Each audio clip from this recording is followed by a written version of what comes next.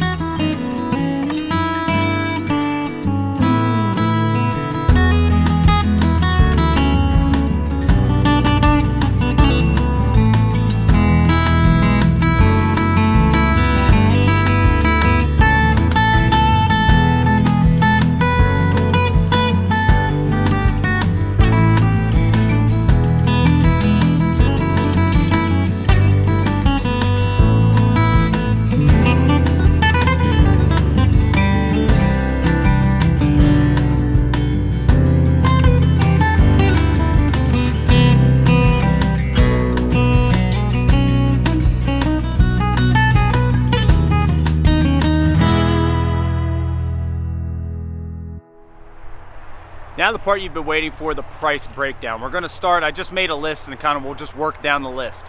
So the first thing was those 4 pavers that sit inside the actual fire pit itself, inside the cinder block. Those ran about $16.65. The plastic edging, which runs all the way around the outside perimeter of the fire pit itself, was about $37. Now that's for a roll that's about 60 feet long, which you can buy at any local hardware store. We got it at Lowe's. That was about $37, and I just cut it to what I needed to. I think it's about 45 feet of actual edging that you need to complete the outside perimeter there of that fire pit. The metal spikes, which I didn't do a close-up on, but there's little metal spikes holding that edging in all the way around. That was about $19.56. Now for the flooring of the fire pit, we used bagged pea gravel from Lowe's. That was about $108 for 26 bags of that pea gravel. Worked out great. We could honestly probably double the amount of pea gravel that's in it because it's very thin on there, but we really just wanted it to cover the dirt. We didn't put any kind of like weed barrier down or anything. I'll just go through and pick weeds as they pop up. That area that fire pit is sitting on really doesn't grow grass that well because it's extremely sandy soil. So I really don't have to worry too much about weeds in it, but that was why we chose to just put pea gravel down just to kind of make it not muddy. That was really our goal with that. Now, the cinder blocks used to make the actual walls of the fire pit, those were completely free.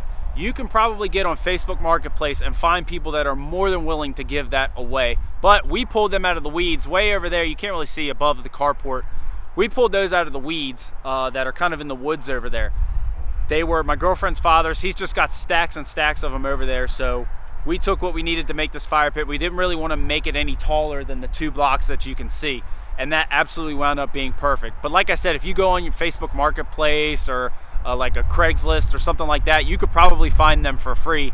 And it was funny actually, when we were having this bonfire, one of my girlfriend's cousins was over here and he said he was kind of pissed we didn't tell him because he has a bunch of cinder blocks at his house that he was more than willing to give away. He doesn't use them for anything. So quick, cheap DIY fire pit, guys. I really didn't want this video to be too long, more informative than anything for someone that the weather's heating up, it's getting really nice outside, the evenings are cool. This thing is going to be absolutely perfect. Now, one thing I did also forget to mention was my girlfriend's father processes firewood, so we have essentially an unlimited amount of firewood. Keep in mind, if you are building on this size, the inside dimensions of that fire pit are 32 inches by 32 inches. So that takes a significant amount of firewood. Make sure you have a lot of it ready to go because once it starts burning, it starts going through it really fast. So you need to make sure you have plenty of it if you want to keep that fire burning for a long time. Hopefully you guys enjoyed this video. If you did, give me that thumbs up, hit that subscribe button, and we will catch y'all on the next one. Expect quite a bit more content this summer. I'm hoping to bring you guys quite a bit more. Take care, and we'll catch you on the next one. See ya.